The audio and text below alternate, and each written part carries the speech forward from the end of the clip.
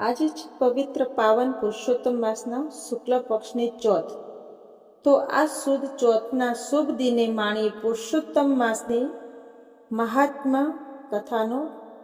મહાત્યમ કથાનો ચોથો અધ્યાય અને મુગ્ધાની કથા. અધ્યાય ચોથો. શ્રી નારાયણ બોલ્યા, હે નારદ, લોકોના હિતની ઈચ્છાથી હું કહું છું તે તમે સાંભળો. અધિક માસે શ્રી હરિની આગળ જે શુભ વચન કહ્યું હતું તે આ છે. હે નાથ, હે કૃપાના ભંડાર શ્રી હરિ, હું આપને શરણે આવ્યો છું. મને મલિન ગણી દેવો સહિત સર્વ લોકોએ શુભ કર્મમાં મારો બહિષ્કાર કર્યો છે. મારા 30 દિવસ દરમિયાન સૂર્યનું સંક્રમણ ન થવાને કારણે લોકો મને ધિક્કારે છે. સર્વથી તિરસ્કૃત થયેલો હું દુર્ભાગી છું, નિરાધાર છું. મારો કોઈ સ્વામી નથી, માટે આપ મારું રક્ષણ કરો. દુશાસનથી દ્રૌપદીનું યમુનાના ઝેરી પાણીથી ગોવાળો તથા પશુનું અને ઝુંડના મોઢામાંથી ગજેન્દ્રનું આપે જેમ રક્ષણ કર્યું હતું તેમ આજે આપના શરણે આવેલા મારું આપ કેમ રક્ષણ કરતા નથી? કેમ મને દુઃખ રહિત કરતા નથી? લક્ષ્મીપતિને એમ વિનંતી કરીને સ્વામી રહિત એ મળમાસ બોલતો બંધ થયો અને આંસુ સારતો પરમેશ્વરની આગળ ઊભો રહ્યો. ત્યારે મળમાસને શ્રીહરિ વિષ્ણુએ આ પ્રમાણે કહ્યું, હે વત્સ, તું અતિશય દુઃખમાં કેમ ડૂબી ગયો છે? તારા મનમાં એવું કયું મોટું દુઃખ છે? શોક ન કર, હું તારો ઉદ્ધાર કરીશ. જેને મહાદુઃખ હોય તે પણ મારી પાસે આવીને શોક કરતો નથી. આ વૈકુંઠ શોક તથા વૃદ્ધાવસ્થાથી રહિત, આનંદયુક્ત તથા મૃત્યુ રહિત છે. છતાં આવા વૈકુંઠ ધામમાં આવી તું દુઃખી કેમ થાય છે? હે વત્સ, તું મરવા કેમ ઈચ્છે છે તે હમણાં જ મને કહે. અધિક માસ બોલ્યો, હે ભગવાન, આપનાથી કાંઈક અજાણ્યું નથી, કેમ કે આકાશની પેઠે આખા વિશ્વમાં આપ વ્યાપી રહ્યા છો. સર્વવ્યાપી છતાં નિર્વિકાર અને સર્વ છો.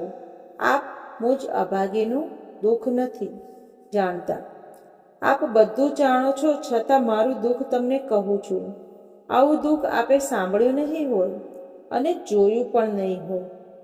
ક્ષણ, લવ, મુહૂર્ત, પખવાડિયા, મહિના, દિવસો તથા રાત્રિઓ બધા પોતપોતાના સ્વામીઓના અધિકારને લીધે સદા નિર્ભય તથા આનંદિત રહે છે. મારું તો કોઈ નામ નથી, મારો કોઈ સ્વામી નથી અને મારો કોઈ આશ્રય નથી. એ કારણે દેવતાઓ સહિત સર્વ લોકોએ મને સારા કામમાંથી દૂર કર્યો છે. મળમાસ કોઈ સત્કર્મોમાં મારો નિષેધ કરાયો છે. આમ દરેક મારું અપમાન કરે છે. તેથી હંમેશા જેમ ખાડામાં પડ્યો રહેતો આંધળો માણસ મરવા ઈચ્છે છે, તેમાં હું પણ મરવા ઈચ્છું છું. મને જીવનનો ઉત્સાહ રહ્યો નથી. પોતાના જ બંધુ બાંધવોના તિરસ્કાર સહન કરી દિનહીન હાલતમાં જીવવું તેના કરતાં મરી જવું વધારે સારું છે. બસ હે મહારાજ, આથી વધારે કાંઈ પણ મારે કહેવું બાકી રહેતું નથી. આપ પારકું દુઃખ સહન કરતા નથી અને પારકા ઉપર ઉપકાર કરવો એ આપને પ્રિય છે. એવા આપ મનાયા છો. વળી વેદોમાં તથા પુરાણોમાં આપ પુરુષોત્તમ તરીકે પ્રસિદ્ધિ પામ્યા છો. તો પોતાનો ધર્મ વિચારી આપને શરણે આવેલા મુજ પર દયા કરો. મારા કષ્ટોનું નિવારણ કરો. કોઈ મારો તિરસ્કાર ના કરે. મારા સમયમાં શુભ કાર્યો થાય. મને મારો પણ કોઈ અધિષ્ઠાતા થાય તેવી કૃપા કરો. હે દયાળુ, મને આ મરણતુલ્ય કષ્ટથી ઉગારો. હે કરુણાનિદાન, મેં મારી વિપદા તમને જણાવી. હવે આપને જે ગમે તે કરો. હું પામર છું, આપ મહાન છો. હવે વારંવાર કહેવાનો અર્થ નથી. હું મરીશ, હવે હું મરીશ જ. એમ વારંવાર કહી એ મળમાસ બોલતો બંધ થયો. અને પછી, હે નારદ, લક્ષ્મીપતિ પ્રભુની સામે મૂર્છા પામી તેમના ચરણોમાં ઢળી પડ્યો. તેને મૂર્છા પામેલો જોઈ આખી સભા વિસ્મય પામી. અધિક માસ આમ વિરામ પામ્યો એટલે શ્રી વિષ્ણુ ભગવાન અતિશય કૃપાથી વ્યાપ્ત બની પૂનમના ચંદ્ર કિરણો જેવા શીતળ, શાંત અને મેઘના જેવા ગંભીર અવાજથી આવા સુંદર વચનો બોલ્યા. નૈમિષારણ્યમાં સર્વ મુનિઓને કથા સંભળાવતા સૂત પુરાણી બોલ્યા, હે મુનિ શ્રેષ્ઠો, સમગ્ર વેદશાસ્ત્રોની સમૃદ્ધિનું શ્રેષ્ઠ આશ્રય સ્થાન શ્રી નારાયણના મુખેથી પાપના સમુદાયરૂપ સમુદ્રનો નાશ કરવામાં વડવાનલ સરખું અને અતિશય શુદ્ધ એવું વચન સાંભળી નારદજીનું મન અતિશય હર્ષ પામ્યું. અને પછી, હે બ્રાહ્મણો, એ નારદ મુનિ આદિ પુરુષ શ્રી વિષ્ણુ ભગવાનના વચનો સાંભળવાની ઈચ્છાથી બોલ્યા. શ્રી બૃહન્નારદીય પુરાણના પુરુષોત્તમ મહાત્મનો મળમાસની પ્રભુ પ્રાર્થના નામનો ચોથો અધ્યાય સંપૂર્ણ. હવે પતિત પાવન પુરુષોત્તમ માસની કથાનું રસપાન કરી. મુગ્ધાની કથા. સુંદર અવંતી નગરીમાં વેદોનો પાર પામેલો વિષ્ણુપ્રિય નામે બ્રાહ્મણ રહેતો હતો. તે સર્વ કામોમાં કુશળ, શાંત, શ્રી હરિનું વ્રત કરવામાં મુખ્ય હતો. તેને ત્યાં 2 પુત્ર જન્મ્યા હતા. એકનું નામ દેવલ તથા બીજાનું નામ માધવા હતું. એક વખત કાળના યોગે તેઓના પિતા મરણ પામ્યા. તેથી તે બંને ચિંતાતુર થઈ પડ્યા. દેવલની પત્ની રૂપી તથા લાવણ્યથી યુક્ત હતી, તેથી તેનું નામ રૂપવતી રાખવામાં આવ્યું હતું. પણ તે કપટી અને ઈર્ષાળુ હતી. તે મોટી જેઠાણી એટલે કે જેઠની પત્ની હોય મુખ્ય અધિકારને પામી હતી, જ્યારે માધવની પત્ની ભલી, ભોળી, દયાળુ, ધાર્મિક વૃત્તિની અને સૌ પર સ્નેહ રાખનારી હતી. તેના સરળ સ્વભાવથી સૌ મુગ્ધ થઈ જતા, તેથી તેનું નામ મુગ્ધા રાખવામાં આવ્યું હતું. બંને ભાઈ સાથે જ રહેતા હતા. ઘણી મહેનત કરવા છતાં ભાગ્ય આડેનું પાંદડું ફર્યું નહીં અને તેમના ઘરમાં દરિદ્રતા આવી. તેથી બંને ભાઈઓ આ નગરી છોડી પરદેશ કમાવા જવાનો વિચાર કર્યો. તેથી સગા વહાલાઓ સાથે ચર્ચા વિચારણા કરી તેઓ કમાવા માટે પરદેશ જવા તૈયાર થયા. તે વખતે દિયર માધવે પોતાના મોટાભાઈની વહુ રૂપવતીને કહ્યું, હે ભાભી, મારી ભોળી પત્નીનું નાની બહેનની જેમ રક્ષણ કરજો તથા પોતાની દીકરીની પેટે તેની સંભાળ રાખજો, કારણ કે આ દુરાચારી સંસારથી તે બિલકુલ અજાણ છે. તે નાના બાળક જેવી બુદ્ધિવાળી છે. સારું નરસું તે જાણતી નથી, તો તમારા ઉપર વિશ્વાસ રાખી હું પરદેશ જાઉં છું. કપટી રૂપવતીએ સારી રીતે આશ્વાસન આપી દિયરને વિદાય કર્યો. બંને ભાઈ દ્રવ્યની ઈચ્છાથી પરદેશ ગયા. પાછળથી કપટી રૂપવતીએ પોતાની જાત બતાવવા ભોળી મુગ્ધાને કાઢી મૂકી. કમ ભાગી, તું મારા ઘરમાંથી દૂર જતી રહે. ઓ અભાગણી, તારા નસીબ યોગે જ મારો સ્વામી અતિશય દરિદ્રપણું પામ્યો છે. એમ કહી તેણે વ્યભિચાર કરવાની ઈચ્છાથી મુગ્ધાને ખૂબ મારી ઘરમાંથી કાઢી મૂકી. રોતી કકળતી મુગ્ધા ઘરમાંથી નીકળી ગઈ અને લોકોના ઘરનું કામ કરવા લાગી અને પેટ ભરવા લાગી. એ એટલા સરળ સ્વભાવની હતી કે પોતાને અન્યાય કરનારી રૂપવતીને ઘેર જઈને પણ તેનું કામ કરતી. પણ અભિમાની અને વ્યભિચારમાં રત રૂપવતીને તેની કદર ન હતી. એવામાં પુરુષોત્તમ મહિનો આવ્યો. લોકોમાં દેખાડો કરવા દંભી રૂપવતી પણ પોતાની સખીઓ સાથે સ્નાન કરવા તૈયાર થઈ. તેણે ઘરમાં દેવની સ્થાપના કરી, પૂજા પાઠ ઉપવાસ કર્યા. મુગ્ધા બધું જોઈ વિસ્મય પામી. તેણે રૂપવતીને કહ્યું, આ વ્રત મારે લાયક હોય તો મને પણ કહો, તેથી હું પણ કરું. ત્યારે રૂપવતી એમ કહી ઉલટો તેને તિરસ્કાર કર્યો કે તું શું વ્રત કરવાની હતી? તારા પાસે દોકડોય છે નહીં ને તું શું પૂજન દાન દક્ષિણા કરવાની હતી? જા નીકળ અહીંથી. ના જોયું હોય તો મોટી વ્રત કરવા વાળી. આથી દુઃખી થતી તે ચાલતી નીકળી. રસ્તામાં તેને રૂપવતીની સખી ભામિની મળી. મુગ્ધાને નિરાશ અને દુઃખી જોઈ તે બોલી, અલી મુગ્ધા, તને શું દુઃખ છે? તે આટલી ઉદાસ છે. મુગ્ધાએ કહ્યું, બધાને વ્રત કરતા જોઈ મને પણ વ્રત કરવાની ઈચ્છા થઈ અને તમારી સખીને વ્રત વિશે પૂછ્યું તો તેણે કારણ વિના મારો ઘણો જ તિરસ્કાર કર્યો અને મને ગાળો દીધી. જો હું આવું પવિત્ર વ્રત કરવા માટે લાયક નથી તો મારે જીવીને શું કામ છે?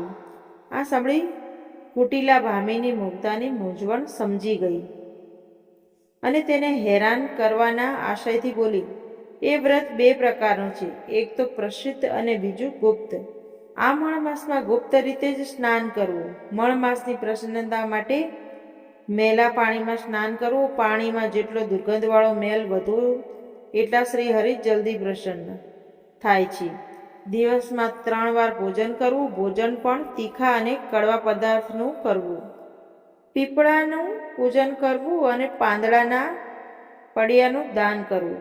મેં રૂપવતીને પણ આ વ્રત કહ્યું છે, માટે તું આ ગુપ્ત વ્રત જ કર, જેથી તારા પર શ્રીહરિ જલ્દી પ્રસન્ન થશે.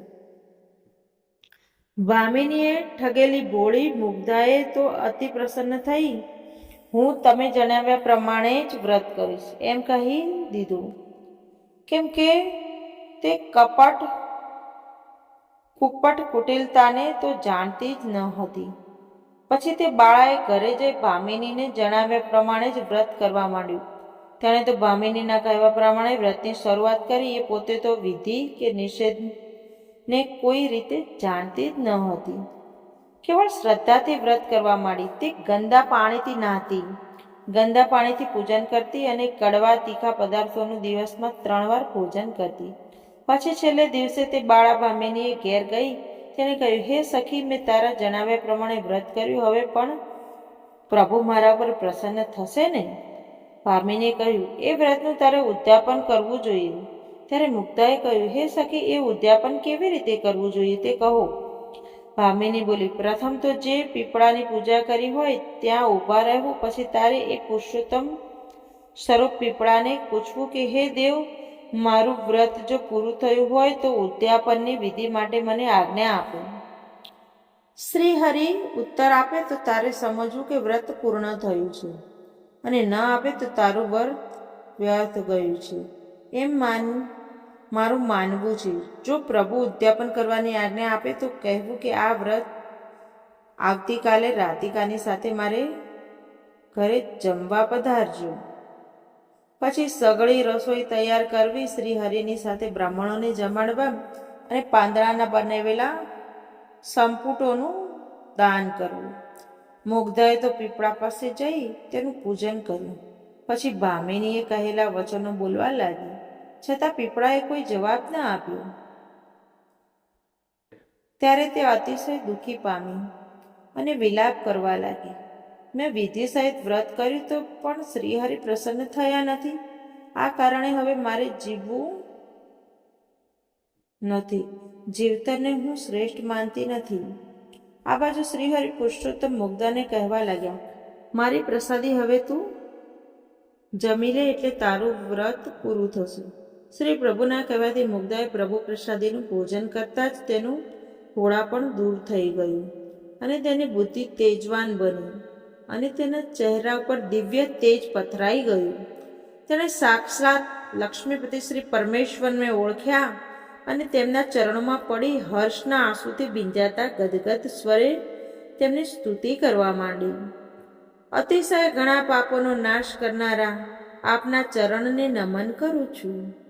શુભ ઉત્તમ ભક્તિ તથા મુક્તિના દાતા લક્ષ્મીપતિના સ્વામી ભક્તો પર પરમ પ્રેમ વરસાવનારા કૃપાનું સ્થાન, ગુણોના ધામ અને જગતના પરમેશ્વરને પ્રણામ કરું છું. હે પ્રભુ, આપનું દિવ્ય રૂપ મને બતાવો. મુજ અભાગણીની આટલી ઈચ્છા પૂરી કરો. મુગ્ધાની આ સ્તુતિથી તે ક્ષણે શ્રી હરિએ ભુજાધારી, હાથમાં મુરલીવાળા વનમાળી સુશોભિત પ્રત્યક્ષ થયા. શ્રી હરિ બોલ્યા, હે મુગ્ધા, તે ભક્તિથી મારી આરાધના કરી છે, તેથી હું તારા પર ઘણો જ પ્રસન્ન થયો છું. તારી ભક્તિના બળે તારો પતિ પરદેશથી ઘણું જ કમાઈને આવશે. તારે હવે કદી દુઃખના દાડા જોવા નહીં પડે. તે જે ખાડામાં સ્નાન કર્યું છે તે ખાડો હવે મુગ્ધા સરોવર નામે પ્રખ્યાત થશે, જેમાં કોઈ પાપી પણ સ્નાન કરશે તો તેના પાપ બળી જશે અને તે મોક્ષને પામશે. અંતકાળે તારા ગોલોકમાં વાસ થશે. આમ કહી પ્રભુ અંતર્ધ્યાન થઈ ગયા. આમ ભોળી મુગ્ધા પુરુષોત્તમ પ્રભુની કૃપાથી સુખ શાંતિ પામી અને લાંબુ આયુષ્ય ભોગવી પતિ સાથે ગોલોકમાં વાસ પામી. અને અભિમાની રૂપવતી નિંદા કરવાથી નરકે ગઈ. હવે પ્રભુ પરમ કૃપા શ્રી કૃષ્ણ પુરુષોત્તમ ભગવાનનું સંકીર્તન કરવી. બોલો શ્રી પુરુષોત્તમ ભગવાનની જય.